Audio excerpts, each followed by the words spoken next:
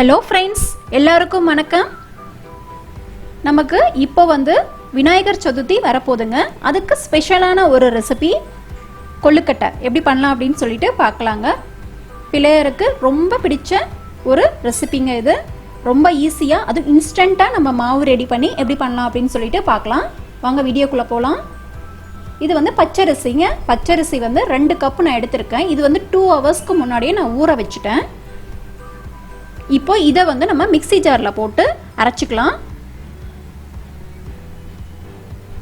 நம்ம அரிசி ஊற வச்சு காய வச்சு மிஷினில் கொடுத்து அரைச்சி அந்த மாதிரி எல்லாம் தேவையே இல்லை. நம்ம இன்ஸ்டண்ட்டாக இந்த மாதிரி ரெடி பண்ணிக்கலாம், ரொம்ப சிம்பிளாக. இப்போ பாருங்கள், தண்ணி விட்டு நல்லா அரைச்சாச்சு.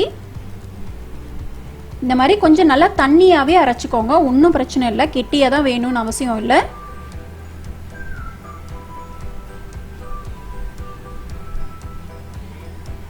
எதுவும் இதில் போட தேவையில்லை, வெறும் அரிசி மட்டும், பச்சரிசியை இந்த மாதிரி அரைச்சி எடுத்துக்கோங்க. இப்போ ஒரு பேன் வச்சுக்கலாம். பேன் ஹீட் ஆனதும் அதில் 1 டேபிள் ஸ்பூன் அளவுக்கு நெய் விட்டுக்கோங்க. நெய் விட்டுட்டு நம்ம அரைச்ச மாவை இதில் ஊற்றிடலாம். இது ஒரு 5 மினிட்ஸ்குள்ளேயே நமக்கு திக்காயிடும், ரொம்ப நேரம் எடுத்துக்காது.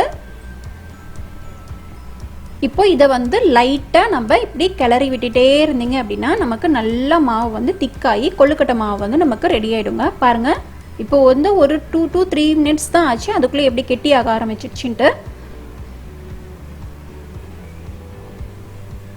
இதுக்கு நீங்கள் கொஞ்சம் நான்ஸ்டிக் எடுத்துக்கிட்டீங்க அப்படின்னா கரெக்டாக இருக்கும்னு நினைக்கிறேன். நான்ஸ்டிக்னால அடி பிடிக்காமல் கரெக்டாக நமக்கு திக்காயிட்டே வருது மாவு எல்லாமே.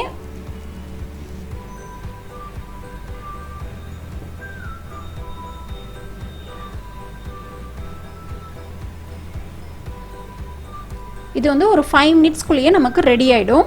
பாருங்கள், நல்லா திக்காயிடுச்சு. இப்போ சைடில் இருக்கிறது எல்லாமே எடுத்து மாவை அப்படியே வச்சிடலாம். இப்போ மாவு ரெடி ஆகிடுச்சு. நம்ம பூரணம் ரெடி பண்ணிக்கலாம், உள்ளே வைக்கிறது. அதுக்கு ஒரு பேன் ஹீட் பண்ணி அதில் 1 கப் அளவுக்கு வெல்லம் போட்டுக்கோங்க. வெல்லம் ஊற்றிட்டு ஒரு 2 டேபிள் ஸ்பூன் அளவுக்கு தண்ணி விட்டுக்கோங்க, போதும், ரொம்ப தேவையில்லை.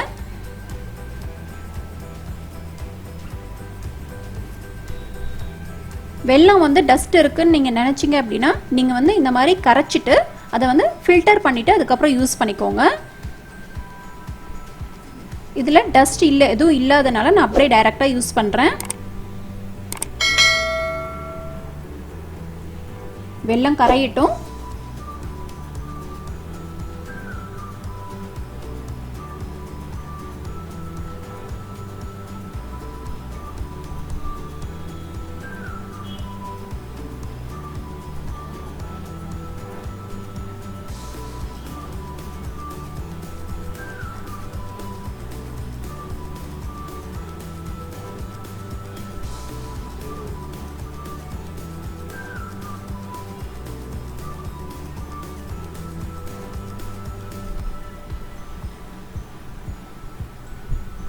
வெல்லம் கரைஞ்சிடுச்சு. இப்போ நம்ம தேங்காய் துருவல் போட்டுக்கலாம். தேங்காய் துருவல் 1 கப் அளவுக்கு போட்டிருக்கேன்.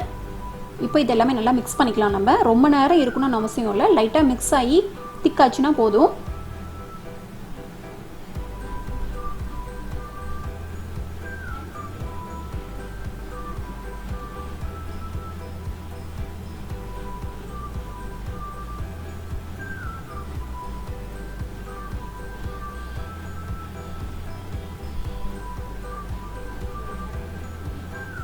இப்போ இதில் ஒரு 1/2 டேபிள் ஸ்பூன் அளவுக்கு ஏலக்காய் பொடி போட்டுக்கோங்க, நல்ல வாசமாக இருக்கும்.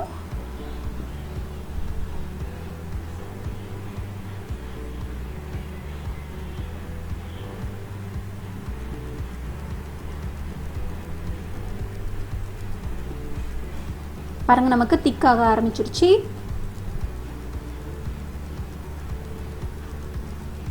நமக்கு இதுவே போதும். இன்னும் திக்காகணும்னு நினச்சிங்க அப்படின்னா அப்போ ஒட்ட ஆரம்பிச்சிடும். ஸோ அதனால இப்போ ஆஃப் பண்ணிடலாம். இப்போ மாவு நம்ம ரெடி பண்ணிக்கலாம். அந்த மாவை நல்லா மிக்ஸ் பண்ணிக்கோங்க.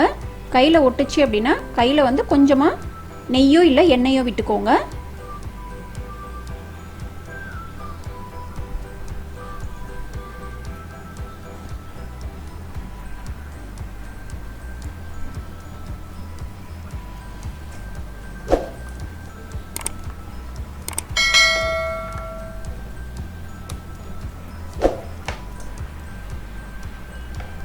இந்த மாதிரி நல்லா நம்ம கையிலேயே மிக்ஸ் பண்ணி எடுத்துக்கோங்க. நல்லா சாஃப்ட் ஆயிடும் நமக்கு மாவு.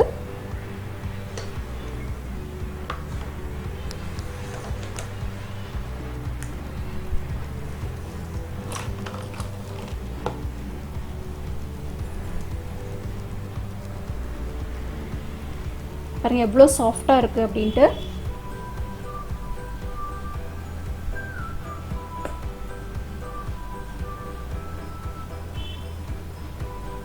இப்போ இதை வந்து மோல்டில் வச்சு பண்ணிக்கலாங்க. மோல்டு இருந்துச்சு அப்படின்னா மோல்டில் பண்ணுங்கள், இல்லை அப்படின்னா கையில் கூட எப்படி பண்ணலாம் அப்படின்னு சொல்லிட்டு காமிக்கிறேன். ஃபஸ்ட்டு மோல்டில் வந்து ஃபுல்லாக ஆயில் இல்லை அப்படின்னா நெய் அப்ளை பண்ணிவிட்டு அதுக்கப்புறம் இந்த மாதிரி உள்ளே கொஞ்சம் கொஞ்சமாக எடுத்து ப்ரெஸ் பண்ணி விட்டுக்கோங்க எல்லா சைடும்.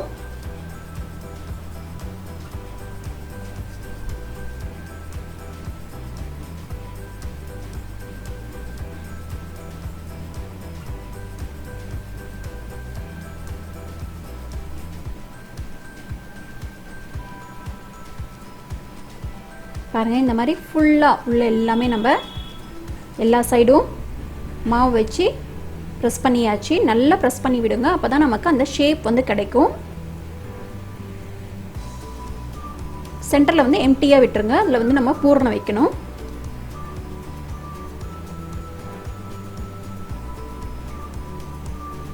இப்போ நடுவில் வந்து நம்ம பூரணம் வச்சுக்கலாம்.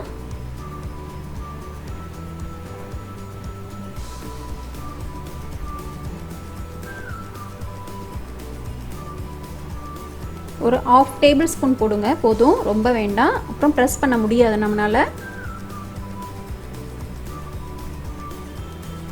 பூர்ணம் வச்சாச்சு. இப்போ இது மேலே திருப்பியும் வந்து மாவு கொஞ்சம் எடுத்து க்ளோஸ் பண்ணிடலாம். இந்த சைஸ்க்கு இந்த மாதிரி எடுத்துக்கோங்க. இந்த மாதிரி மெதுவாக க்ளோஸ் பண்ணி நல்லா ப்ரெஸ் பண்ணி விட்டுருங்க.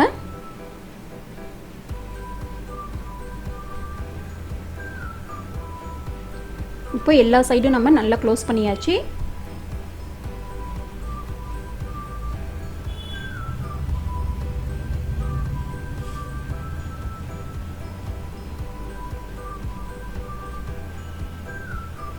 இப்போ நம்ம இதை மெதுவாக ஓப்பன் பண்ணலாம்.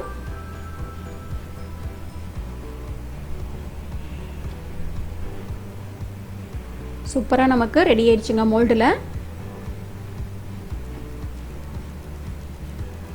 ஒரு டைம் பண்ணுறப்பையும் நீங்கள் ஆயில் இல்லைன்னா நெய் வந்து அப்ளை பண்ணிவிட்டு பண்ணுங்கள், அப்போ தான் ஒட்டாமல் நமக்கு வரும். இப்போ கையில் எப்படி பண்ணலாம் அப்படின்னு சொல்லிட்டு பாருங்கள். ஒரு சின்ன ரவுண்ட் எடுத்துக்கோங்க. இந்த மாதிரி கையிலேயே சுற்றிட்டே வாங்க, நமக்கு கப்பு மாதிரி கிடைக்கும். அதுக்கப்புறம் அதுலேயும் ஒரு 1/2 டேபிள் ஸ்பூன் அளவுக்கு பூர்ணம் வச்சுக்கோங்க. ரொம்ப கொஞ்சம் கம்மியாகவே வச்சுக்கோங்க, இல்லைன்னா வெளியில் வந்துடும். இப்போ இதை அப்படியே மெதுவாக க்ளோஸ் பண்ணிக்கோங்க.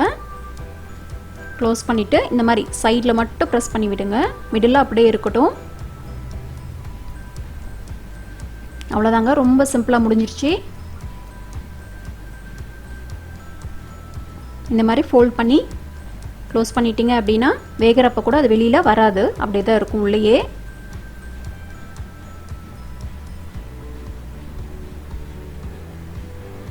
இப்போ இந்த மாதிரி நம்ம எல்லாமே ரெடி பண்ணி வச்சுட்டு இதை வந்து நம்ம வேக வச்சு எடுத்துடலாம். ஒரு இட்லி பாத்திரத்தில் தண்ணி ஊற்றி ஏற்கனவே ஹீட் பண்ணி வச்சுட்டேன். அதில் வந்து மேலே பிளேட் வச்சு இலை வச்சு, இலை இல்லை அப்படின்னாலும் பரவாயில்ல, அப்படியே கூட டைரெக்டாக வைங்க, ஒன்றும் ஆகாது. கையில் பண்ணது எல்லாமே கீழே வச்சுடுங்க. மோல்டில் பண்ணிங்க அப்படின்னா அதை மேலே வச்சுடுங்க.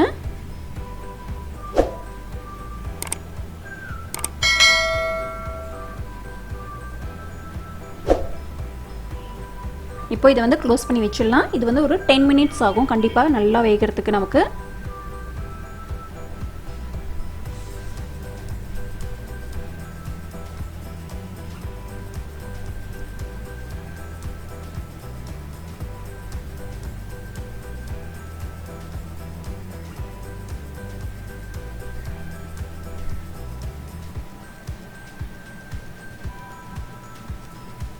இப்போ 10 மினிட்ஸ் ஆயிடுச்சுங்க. ஓப்பன் பண்ணி பார்க்கலாம் வெந்துருச்சு அப்படின்ட்டு. எப்படி வெந்துருச்சு அப்படின்னு பார்க்கலாம் அப்படின்னா இந்த மாதிரி தொட்டு பார்த்தீங்க அப்படின்னா மேலே வந்து தண்ணியாக இருக்கணும், நமக்கு கையில் ஒட்டாமல் தண்ணியாக இருந்துச்சு, வேர்வை பட்ட மாதிரி இருந்துச்சு அப்படின்னா அது வெந்துடுச்சுன்னு அர்த்தம். ரொம்ப சிம்பிளான சுவையான கொழுக்கட்டை வந்து ரெடி ஆயிடுச்சு.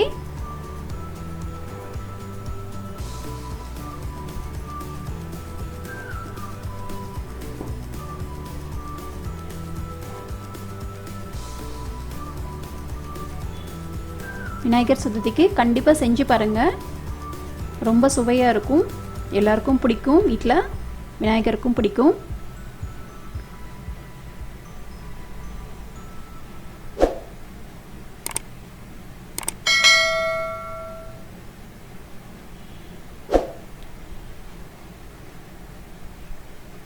இந்த வீடியோ உங்களுக்கு பிடிச்சிருந்தது அப்படின்னா லைக் பண்ணுங்கள், ஷேர் பண்ணுங்கள், கமெண்ட் பண்ணுங்கள், சப்ஸ்கிரைப் பண்ணுங்கள். ஹாப்பி விநாயகர் சதுர்த்தி. நன்றி, வணக்கம்.